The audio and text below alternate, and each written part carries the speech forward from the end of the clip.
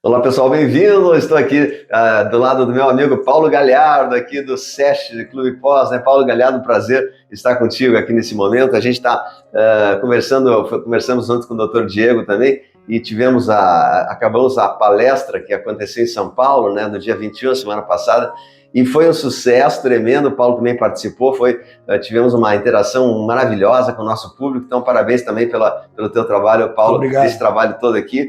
E a gente está fazendo alguns comentários sobre todos esses assuntos que foram passados lá na palestra. Na palestra nós tivemos assunto do despertar da consciência, do sistema que ainda controla o mundo, como a gente entender todo esse processo de manipulação, de domínio, e surgiram várias ramificações de assuntos assim extremamente importantes, que eu gostaria aqui nesse vídeo da gente falar um pouquinho sobre assuntos do despertar da consciência e como nós podemos entender esse processo para nos situar e buscar a essência da nossa alma divina, a nossa missão divina, o nosso trabalho espiritual, por que estamos aqui, né? Aquelas perguntas famosas, né? De onde eu vim, para onde eu vou, então, o que eu estou fazendo aqui na Terra? Então, a gente falou muito sobre isso na palestra, o Paulo também falou isso na palestra, e agora a gente está comentando um pouquinho. Então, Paulo, bem-vindo aqui à nossa entrevista de hoje, o pessoal do nosso canal te saúda também, e eu quero te apresentar o Paulo também como uma das pessoas pioneiras no Brasil que começou a falar sobre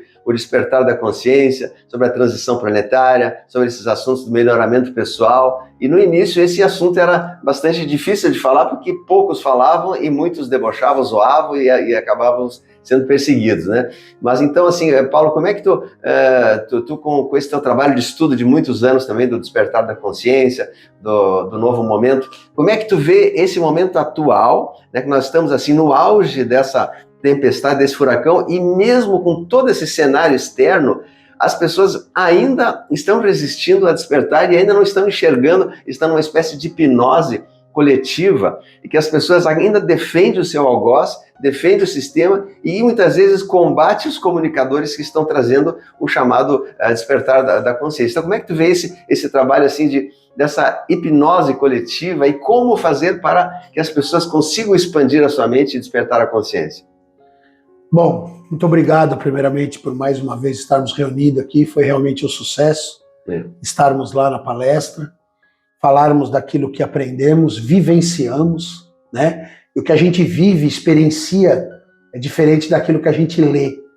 Informações, elas podem estar em todos os lugares, mas a pesquisa, o se aprofundar nos conhecimentos, foi algo que despertou em mim um desejo realmente de ser conhecedor daquilo que me libertaria daquelas prisões mentais programadas com informações produzidas pelas autoridades midiáticas e que conduzem grande parte da população mundial. Eu tive sempre uma necessidade de despertar dessa consciência, de questões internas que me incomodavam e que eu gostaria sempre de buscar respostas, porque eu não aceitava respostas rasas que as ideologias, as narrativas colocavam como regra, como imposição.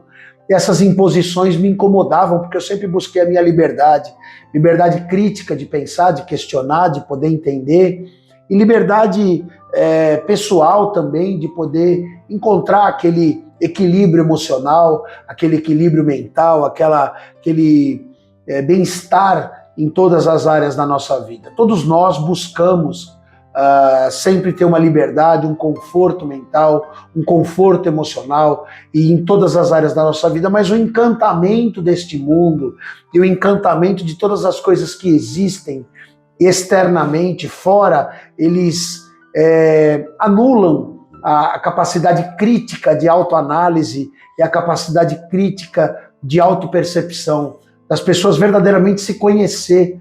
E o maior efeito que eu pude encontrar no desenvolvimento do projeto Clube Pós foi verdadeiramente enxergar uma transformação em mim mesmo.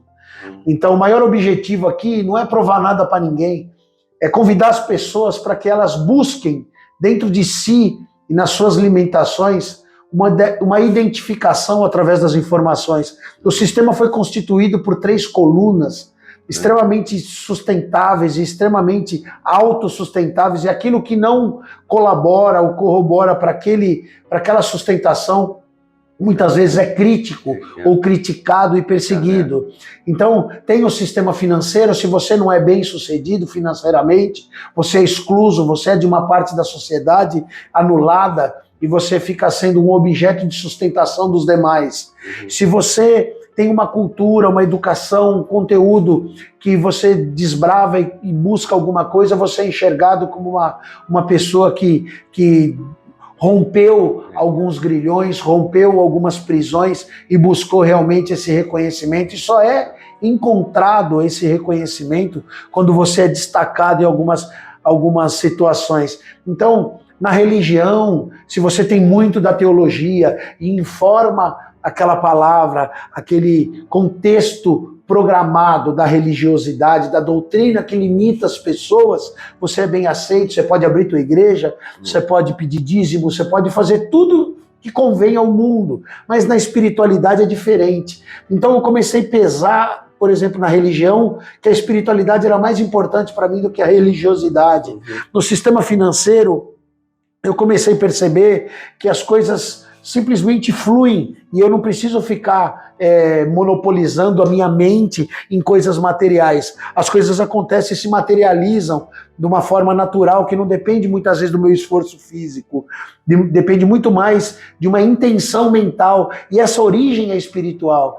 E depois o sistema geopolítico que foi criando guerras e tudo sendo correlacionado para aprisionar as pessoas através do medo, através das incapacidades, através das anulações, e muitas famílias, muitas pessoas acabam sendo reféns de si mesmo, né? Acreditando naquele medo que é imposto através de leis, através de guerras, através de autoridades que intitulam ações que você deve e obrigam a gente a fazer.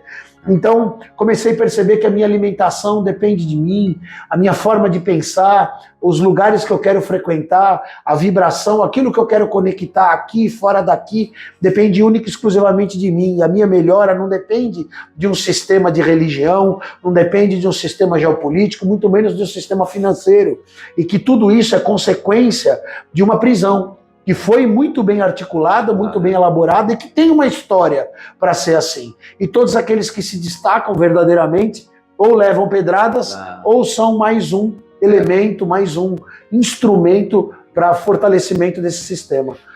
Então, Paulo, eu vi que tu falasse na palestra sobre os 3 pilares, então, que é a política, a religião e as finanças, né? Esses 3 pilares estão muito bem estruturados de maneira que eles não aparecem na linha de frente, eles são, né, sutis, mas acaba sendo a estrutura do domínio, né, a estrutura desse sistema que faz com que a gente não enxergue de fato a nossa potencial divino, a nossa essência divina, que nós somos Deus em ação, e enxergue a necessidade de só buscar terceirizar a nossa fé, terceirizar o nosso trabalho, a nossa saúde, terceirizar a nossa projeção, tudo é terceirizado e nós ficamos como meros atores, né? Então a gente tem que, pelo menos aquilo que a gente comentou na palestra, de nós voltarmos a ativar esse nosso processo interno de sermos a deuses em ação, os construtores do nosso amanhã. Nós determinamos como será a nossa manhã, através da melhora na alimentação, melhora na qualidade de vida e todas essas coisas, tentando nos afastar um pouquinho dessa imposição do sistema, né?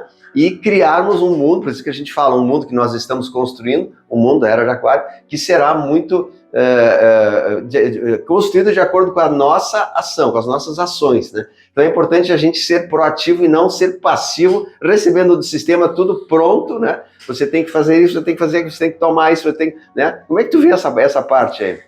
Então, eu percebo que o sistema ele tem uma articulação bastante sutil e pouco percebida pela sociedade.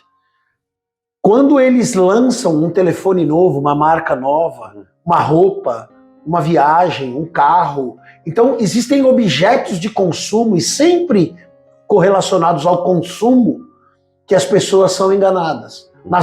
Nos seus próprios desejos, nos seus próprios sonhos que são plantados desde pequeno.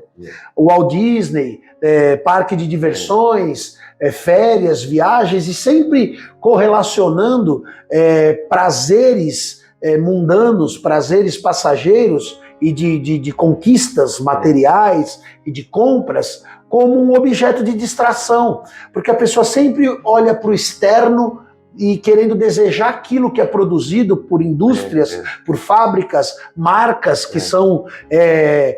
se aquele usa uma marca, ele é melhor, ele é pior. E, então as marcas vão sendo objeto de consumo e as pessoas acabam deixando de olhar para si e objetivar, né, ou analisar como prioridade a sua própria existência, a sua própria transformação, a sua própria evolução e o seu conteúdo.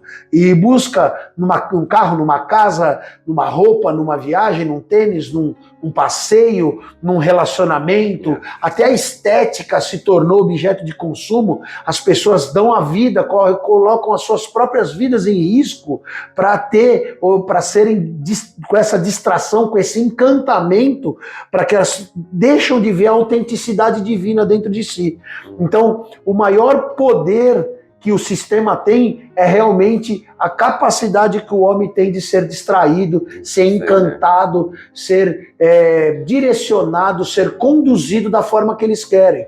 Porque se nós objetivarmos a nossa evolução e o nosso crescimento, podermos constituir as nossas próprias marcas, os nossos próprios ideais, os nossos próprios objetos de consumo, não para virar um concorrente do sistema, porque colaboraríamos com esse sistema, mas com o objetivo de adequar e conscientizar as pessoas que o simples também faz sentido. Uma camiseta preta, um tênis e uma calça não difere muito. Ambientes, lugares, pessoas se tornam requintados, eventos de Oscar e de tanta majestade, de tanto requinte, dividem as classes de pessoas e fazem com que as pessoas se sentem inferiores e adorem e idolatrem e distanciem da espiritualidade, da sua própria autenticidade, da sua própria centelha divina, anulando o seu próprio poder, a sua própria conexão com o divino, com o eterno, com o Deus que cada um acredita, e elaborando cada vez mais articulações, ramificações, tentáculos, como você disse, que distraem as pessoas. Isso em tantos objetos de consumo. Mas, Paulo, chegou o momento de acabar de dar, chegou o momento da virada, né? Agora é a grande virada de nós dizermos, basta isso, vamos começar a viver, em primeiro lugar, identificar que a gente era manipulado, ninguém sabia disso, né? Eu também não sabia.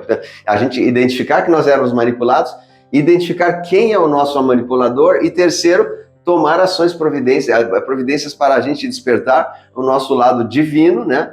Fazendo uma coisa diferente, que é não se deixar levar como gado pelo sistema e criar uma realidade, uma nova realidade. Então, acho que isso é a função de todos nós, que a gente chama do despertar da consciência, é ver que a gente tinha um algoz, tinha um chefe que nos manipulava, agora a gente identificou e agora, com isso ele já perde força, né? No momento que tu identifica, este é o meu algoz, ele já perde força. E aí dizer, bom, agora eu vou tomar um novo rumo, eu vou construir algo diferente, melhor para mim e para a humanidade. Então eu vejo assim. Então eu entendo um pouquinho diferente, mas complementar, né? Eu acredito que a diferença não é que ele me manipulava, ele me enganava. Não, eu me permiti ser enganado. Eu tenho que assumir essa responsabilidade, porque somente eu sou responsável por aquilo que eu ingiro, por aquilo que eu como, por aquilo que eu faço. Ninguém chega para mim e impõe e faz. Ainda não. Faça isso ou faça aquilo. Se nós temos e você tem ainda liberdade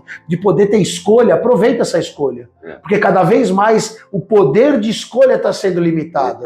E a capacidade de pensar, de conectar com algo divino e poderoso dentro da condição crística que foi depositado de cada um, dentro de cada um ainda existe. Então, se nós ainda temos esse poder, é desse poder que eu estou falando. Não adianta transferir a responsabilidade para a política, transferir a responsabilidade para a economia, transferir a responsabilidade para quem quer que seja, e eu anular minha própria existência divina na Terra e passar aqui como um pau-mandado para fazer aquilo que me ofertam ou me faz interesse naquele momento. Será que eu estou disposto realmente a renunciar tudo aquilo que eu desejo e que me encantou durante muitos anos para que eu consiga construir algo diferente na minha vida? Será que eu estou realmente apto a servir e a desejar que o próximo tenha um padrão de igualdade a mim e que eu não seja superior a ninguém e que eu não precise de um pedestal, de um palco ou ser idolatrado e adorado